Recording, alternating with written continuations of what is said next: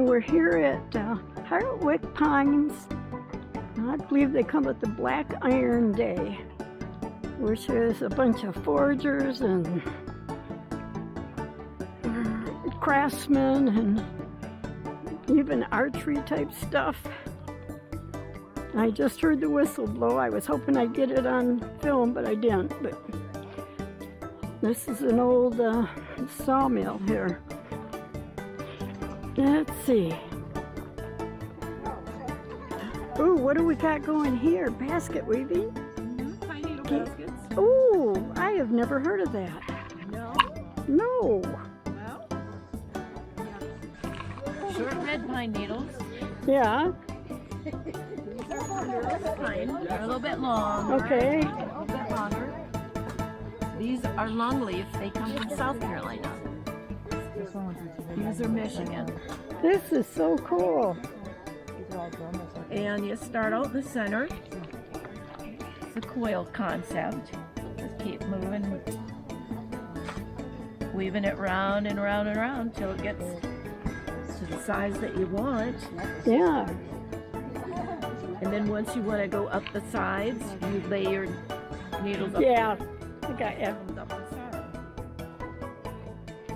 But that's a craft I've never heard of. I thought I'd heard of every craft. Now these are... It's been around a long time. I've got a lot of pieces that my grandma did, and she was born in 1889. Look at the... And she treasure. Did she make them? Yes, she did. Yep. That's what my dad was. Hello. Hi.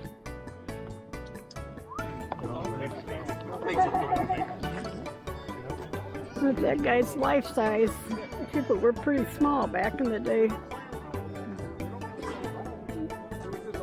Gary's dad belonged to the Civilian Conservation Corps, so that was called the CCC. Oh, look at handmade brooms.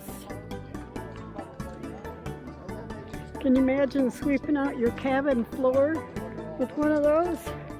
They're too pretty for me. Wild Creek Workshop. Hi, we're just YouTubing. Oh, okay. What can I questions? Well, explain to me what we're doing. What we're doing is I'm a broom maker, and I make natural corn brooms. Natural corn. Corn, yes. These are corn brooms. Some people call them straw brooms, but they're actually corn, Okay, which really isn't corn. It's actually millet. okay, gotcha. So broom corn is actually, the scientific name is sorghum bulgari, which is corn wheat, Yep. but it's not even actually corn. It's millet. It's not wheat. It's a grass. Yeah. I've done a lot of the research on it. So these are corn brooms. Yeah. And they are a natural corn broom. And one thing about corn brooms is they should never stand on their head. Yeah. They should always be hung up. My husband makes wooden spurtles. What's that for? This is for cooking. Oh, what's that made out of? This one I believe is maple. Okay. So he makes That's cool. spurtles for cooking. He also makes wooden spoons. Yep. The Got wooden the, spoons. I use these for stirring my coffee because I started drinking coffee recently. So I'm a newbie for coffee. gotcha. I drink mushroom coffee. Ooh, I've heard that's good stuff. Yes. Good. So that's what we do. We make brooms and wooden spoons. Cool. Yeah. Yep. And then did you see the one out here that has the braided stems? Oh, yeah. This is what the corn looks like with the stems on it. Oh, okay. So then what do? You just start separating? So I order some that's cut like this and it's loose. Yeah. But I also order corn that has the stems or the stalks on it or the stems. And then when I do this, I take these individual stems and I soak them. Gotcha. And then, so underneath this is a single layer of stems on the outside. It'll have a core of this underneath. Yep. And then this is woven in a layer on top. Cool. Nancy Binkowski from Wilder Creek Workshop in Marshall, Michigan. Okay. And you got a website? I do. They can find you on Facebook? Yes. What was the name of the company? Wilder Creek Workshop. Well, Considered a piece of let's puzzle. get down to the forges. There's some forge stuff. Or And then we put the flat piece oh, what are we doing here? Right? Oh, my favorite Mama shirt. we're making socks.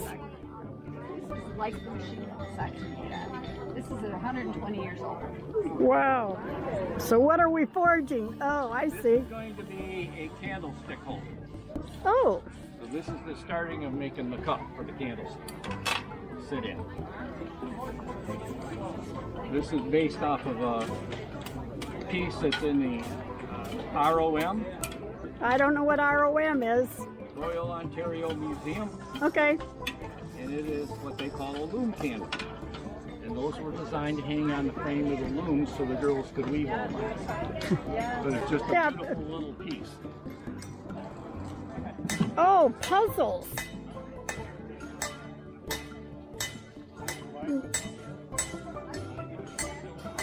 If you ever get in Cracker Barrel, they used to have these kind of puzzles. Oh, yeah. Yeah. Ladles. Really cool.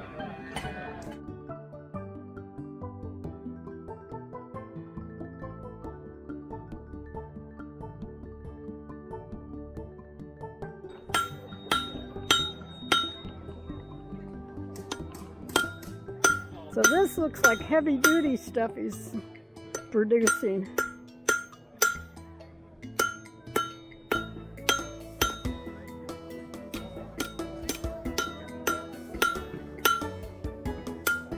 So where do you get your iron supply?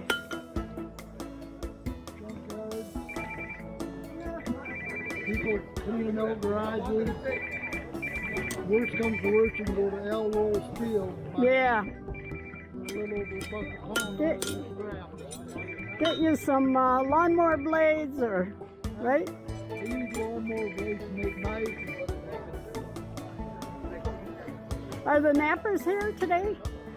I haven't seen them, but I haven't been out and around. Usually they set up right behind the building. Yeah. Old horseshoes and horse nails. My fingers at the end of the day are hurting so bad. You know, and I always tell her.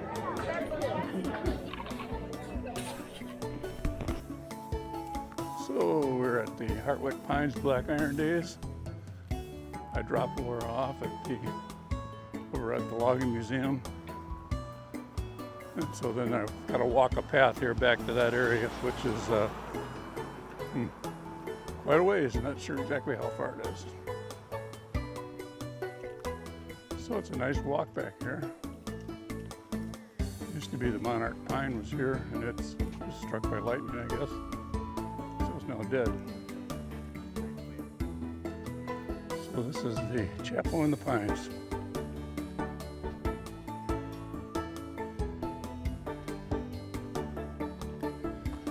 For countless years, the chapel's walls have listened to the wild bird calls and offered peace to those who came and shelter from the wind and rain. By Joan Dickerson Peters.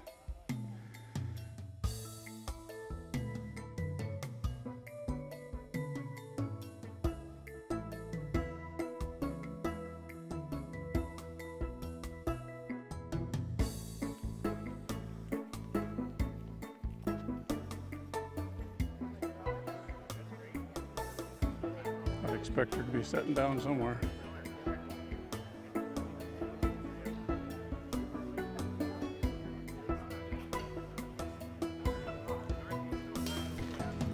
You coming? Yep. We're just gonna make a quick walk around here.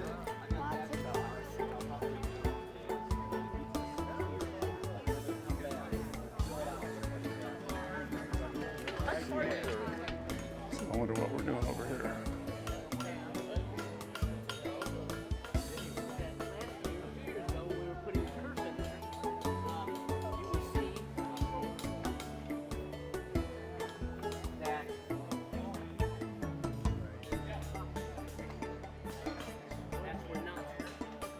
the curve.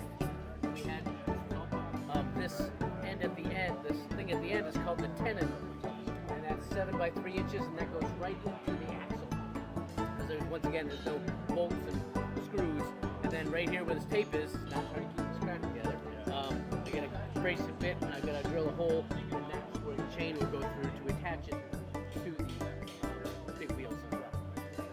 So I'm almost done. Still got more stuff. I gotta get some wood glue to fill in this crack, otherwise we're gonna go with the same thing. Going through and cracking and splitting. What kind of wood are you using? Ash. Ash? White ash, yeah. So it's kind of hard to find nowadays, isn't it? Well, it was dead. Because of Well, the wood, yeah. But they cut it down. It's still good wood, and Sure. ash has got such a hard strength. So this is what he's making with the ash over there. And you can see where the tenon goes in.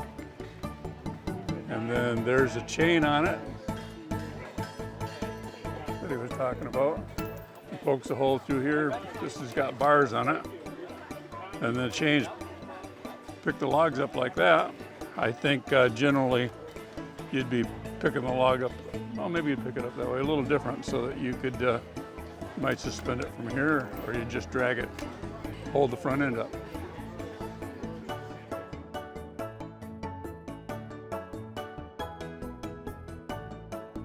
A lot of neat stuff here. From over there, I thought these were bowling pins. Bowling pins. Oh, Oh. that's from over there, that's what it looked like. Bowling pins. So what kind of wood is it made out of? There are Black varieties, cherry. they're all marked on the tag. See? There's red maple, Red maple. black cherry. Red Had pine. some oak, I think those sold. Does the oak have a tendency to crack, or?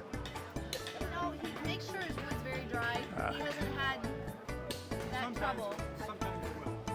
Sorry, and I can the blend.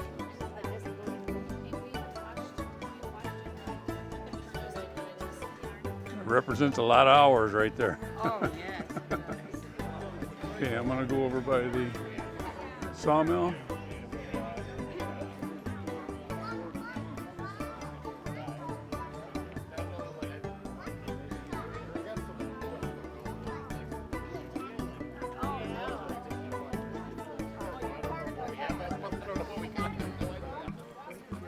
So back in the days, that sled that was back there, they hauled logs on it, but they hauled them on an ice road. They made an ice road, and I remember the rollers. I think the rollers were probably just to pack the snow down, and then they had trailers with, or sleds with tanks that they would put water on the roads to ice them up. Oh, here's one right here.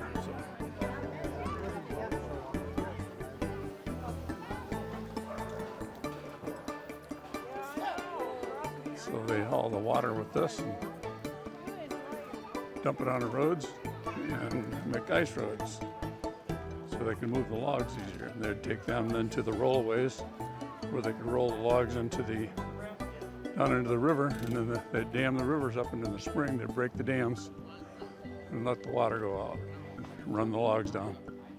Okay, let's see.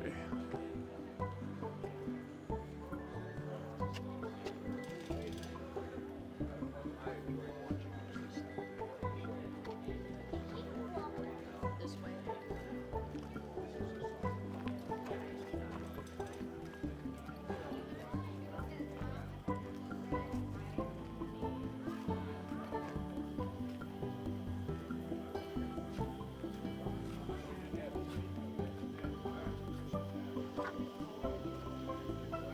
Say steam engine. Oh, Port Huron ENT 24 horsepower compound traction engine. That's her right there. He used to live near Port Huron. I think that was built long before I was born.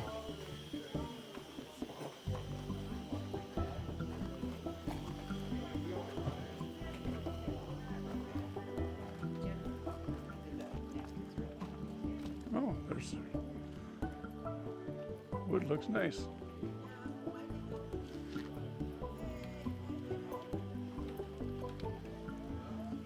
I want to get in the where I'm not supposed to be.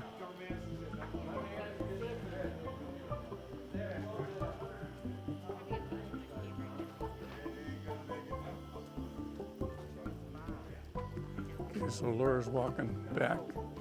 I'm gonna go see if I can catch her.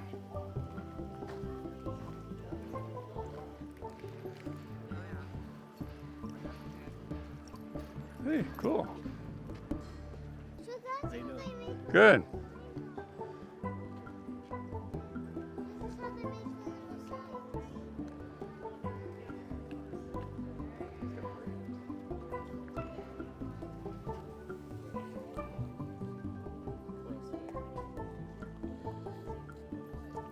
Is that pine? Yeah, that's red pine there. Cool. That's white pine there. So did you make your brand yourself or? Yeah. Wow. Where are you from? Where are you from? Me? Levels. What? Levels. Oh, Very- John. So that's why it's John. Malcolm. John Hey, John. Dave. That's my dad, Dave. Okay. Cool, yeah. Take care. Yep, nice talking to You too.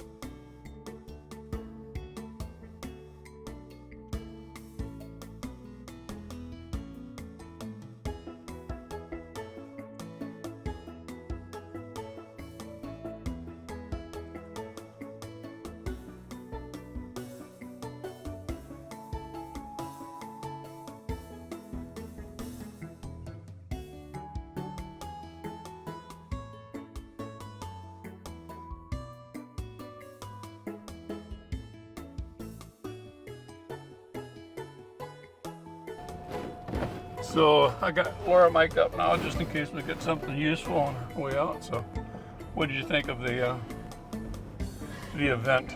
You know, this is the second time we've been here. We were here, what, maybe 5 years ago.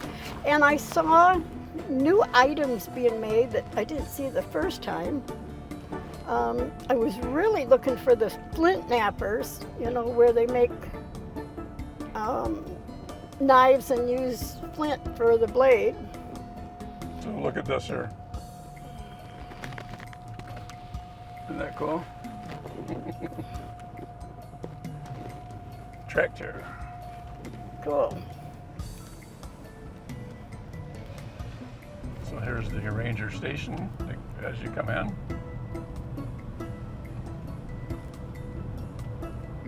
Yeah, so this is where we just left from. That's the old visitor center. And there was an entrance in here, and there's the parking lot where we're at. Okay. So if you follow my snowmobile videos at all, you'll see that I cross Bobcat Trail every time I'm going towards Levels. So here's Bobcat Trail. Like I say, you get on there about a quarter of a mile, and you can take a left. You'll immediately cross one of the branches of the Osable River. And I wonder where that probably starts like at Jones Lake. That would be my guess, but could be wrong. There's probably other small lakes back in here too.